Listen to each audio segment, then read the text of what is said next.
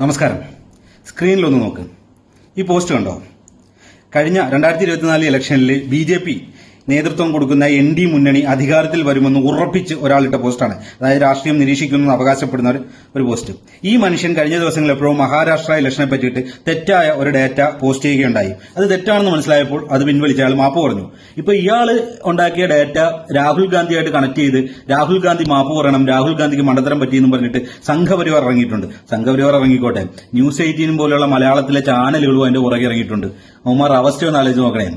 രാഹുൽ ഗാന്ധി സ്വന്തം ടീമിനെ വെച്ച് ഇലക്ഷൻ കമ്മീഷൻ കൊടുത്ത ഡാറ്റ റിസർച്ച് ചെയ്ത് അതിനകത്ത് കള്ളത്തരം കണ്ടുപിടിച്ച് ജനങ്ങളുടെ മുന്നിൽ അവതരിപ്പിക്കുകയാണ് ചെയ്തത്. അതുകൊണ്ടാണ് ഇലക്ഷൻ കമ്മീഷനും സംഘപരിവാറും പ്രതിരോധത്തിലായിരിക്കുന്നത്.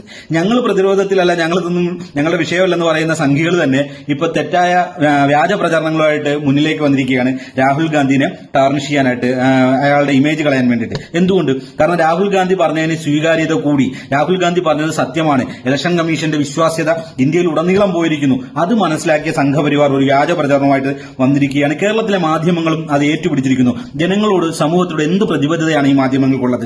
രാഹുൽ ഗാന്ധിക്ക് ഡാറ്റ കൊടുത്തത് കോൺഗ്രസിന്റെ ഡാറ്റ ടീം, സ്വന്തം ടീമിനെ വെച്ച് അയാൾ ഡിഗ് ചെയ്തെടുത്ത ഡാറ്റ വെച്ചിട്ടാണ് ഇലക്ഷൻ കമ്മീഷനെതിരെ അയാൾ പറഞ്ഞത്. ഈ പറയുന്ന ഏതോ ഒരു മണ്ടൻ എവിടെയോ സംഘപരിവാർ ജയിക്കുമെന്ന് പറയുന്ന ഏതോ ഒരുത്തൻ, അവൻ എവിടെയോ ഇട്ടൊരു മണ്ടത്തരത്തിന്റെ പേരിൽ എന്തിനാണ് രാഹുൽ ഗാന്ധിക്കെതിരെ നിങ്ങൾ വിരൽ ചൂണ്ടുന്നത്? ജനങ്ങളെ തെറ്റിദ്ധരിപ്പിച്ചിട്ട് നിങ്ങൾ എന്താണ് നേടാൻ പോകുന്നത്? രാജ്യത്തിന്റെ നിലനിൽപ്പിനും ജനാധിപത്യത്തിന്റെ നിലനിൽപ്പിനും വേണ്ടി രാഹുൽ ഗാന്ധി പൊരുതുമ്പോഴത്തേക്ക് അതിന്റെ കൂടെ നിൽക്കേണ്ട സമയമാണിപ്പോൾ. ഈ ജനങ്ങളും ഈ രാജ്യം മുഴുവൻ അയാളുടെ കൂടെ നിൽക്കേണ്ട സമയമാണ്. പിന്നിൽ നിന്ന് കുത്തരുത് കേട്ടോ മാധ്യമങ്ങൾ.